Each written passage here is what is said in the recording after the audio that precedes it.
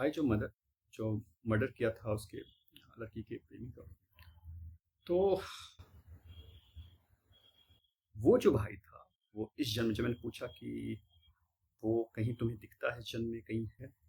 तो पता चला कि ये इस जन्म में इसका फादर है, इस लड़की का फादर। ये भी बात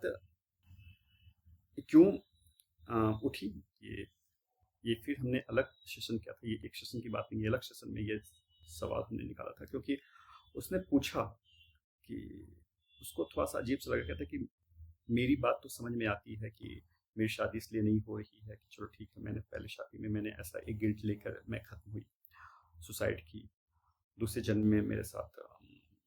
मैं कॉन्ट्रैक्ट, आपने कहा कि कॉन्ट्रैक्ट मैंने बना लिया, सोल कॉन्ट्रैक्ट है, ठीक है, मैं मानती हूँ सब चीज़, लेकिन इसमें मेरे पिता का क्या दोष है, मेरे फादर का क्या दोष है कि वो तो चाहते हैं, क्या कॉन्ट्रैक्ट होता है उस सोल मेरे से होना चाहिए था, तो मेरे पिता का क्या इसमें गलती है। तो फिर जब उसने ये सवाल पूछा था, तो फिर जो हम लोग अलग, क्योंकि एक सेशन में ये सब पॉसिबल नहीं होता, अलग अलग, क्योंकि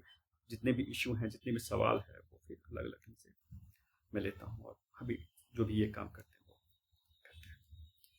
तो वहाँ पता चला कि ये जो इस जन्म में इसका फादर है, क्योंकि उस आंखें जो होती हैं, हम लोग सबसे पहले जो कहते हैं कि देखो, तो आंखें एक सी होती है, आंखों से आप पहचान कर पाते हैं कि वो इस जन्म में, और एक जस्ट फील आ जाता है, जब आप देख रहे होते तो एक फील आता है कि कौन है, तो उसने बोला कि मेरा फादर है। तो फादर को ये रिलेशन क्यों मिल रहा था, क्योंकि आपने किसी की जिंदगी वहां खत्म की, उस आदमी को की, और उसको जो था, उसको एक सबक मिलना था, जो कहते हैं ना कर्मों का खेल, वो जो अधूरा रह गया था। तो उस जन्म में तो क्या था कि भाई था, इस जन्म में जब आपके बच्चे के साथ ऐसा होता है, तो एक पिता को या माँ को वो कष्ट ज्यादा होता है, तो उसको तकलीफ, उसको वो फील कराना था, और कहीं ना कहीं इस लड़की के अंदर भी अपने भाई को अनुभव कराना था कि ये क्या होता है, वो दर्द क्या होता है। तो इस वजह से ये दोनों इस जन्म में इनका संबंध हुआ, मतलब कि पिता और पुत्री के रूप में, फादर और डॉटर के रूप में इनका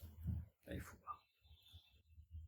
तो ये होता है कर्मों का खेल। एक छोटी सी चीज, आप हम अपनी निजी जिंदगी में किसी को कुछ भी कह देते हैं, हमको लगता है कि यूं ही बोल दिया, हम किसी को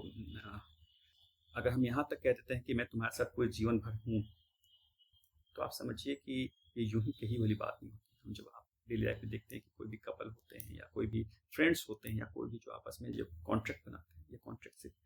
आपने जो बोल दिया, कहीं ना कहीं आपका सबकॉन्शियस माइंड मुहर लगा देता है, उसमें छप जाता है वो चीज़। तो ये होता है। इसलिए कुछ भी बोलने से पहले, कुछ भी कहने से पहले, कोई भी कर्म करने से पहले इंसान को एक बार जो सोचना चाहिए। खैर, चूंकि आई थी मेरे पास, तो जैसे मैं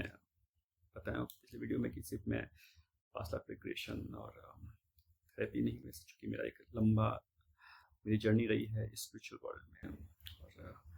फिर मैंने उससे एक साधना बताई थी, पुनर्जन्म विमोचकाय साधना। ये गणपति की एक साधना होती है जो लंबे समय से कर रही थी, और फाइनली आखिर में वो रिजल्ट सामने आया। तो ये बताने का एक मकसद ये भी था कि कैसे आपकी एक छोटी सी एक्ट आपकी पूरी लाइफ को और कई जन्मों को इफेक्ट करती है। लेकिन हमारे सनातन धर्म में हर चीज़ का सॉल्यूशन है, तो वो सॉल्यूशन भी मिलता है, लेकिन फिर भी अपने कर्म को आदमी को हमेशा ध्यान रखना चाहिए कि वो क्या कर रहा है, क्योंकि ये सिर्फ आपको इफेक्टेड नहीं करती है, आपसे जुड़े हुए कई लोगों को इफेक्टेड करती है। आज के लिए इतना ही। ओम नमः शिवाय।